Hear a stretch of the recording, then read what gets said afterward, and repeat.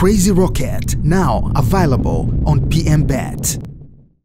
Bwana, hii iko wazi kabisa siku zote kwenye mpira wa miguu ya mashirikisho tofauti. Actually ni kanuni kutoka kwa FIFA ambayo imeelekeza ni marufuku kwa mchezaji au mtu yoyote yule ambaye anahusika na mpira wa miguu, ikiwemo wachezaji, referees, pengine hata viongozi wa vilabu tofauti kujihusisha na michezo ya kubashiri. Yani kubeti kwao ni haramu na hairuhusiwi kabisa, kutokana na kuepuka zile mambo za upangaji wa matokeo. Sasa huko nchini Uturuki tayari wamekinukisha, ambapo shirikisho la soka la Uturuki la Turkey Football Federation ambalo linatambulika kama TFF, yani kama bongo fulani hivi, wanasema imefungia wachezaji 102 kwenye ligi kuu pamoja na ligi daraja la kwanza baada ya kuwakumba na kadhia ya kushiriki michezo ya kubashiri.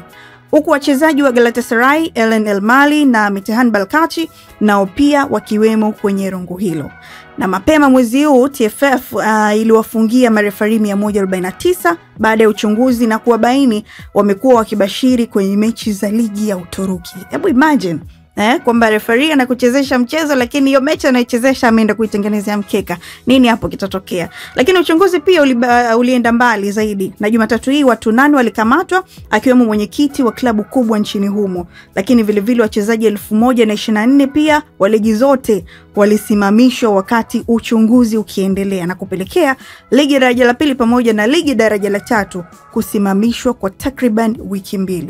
Lakini taarifa imebainisha kuwa wachezaji 25 wa ligi kuu ambayo inatambulika kama Super League huko nchini Uturuki wamefungiwa, na 77 wa ligi daraja la kwanza nao pia wamefungiwa. Bila kusahau wachezaji Elmali na Baltachi wa Galatasaray wamefungiwa kwa muda wa siku 45, huku wachezaji wengine wakifungiwa pia kwa kipindi cha siku 45 hadi miezi 12. Sasa hii imekuwa kubwa zaidi hadi kupelekea rais wa TFF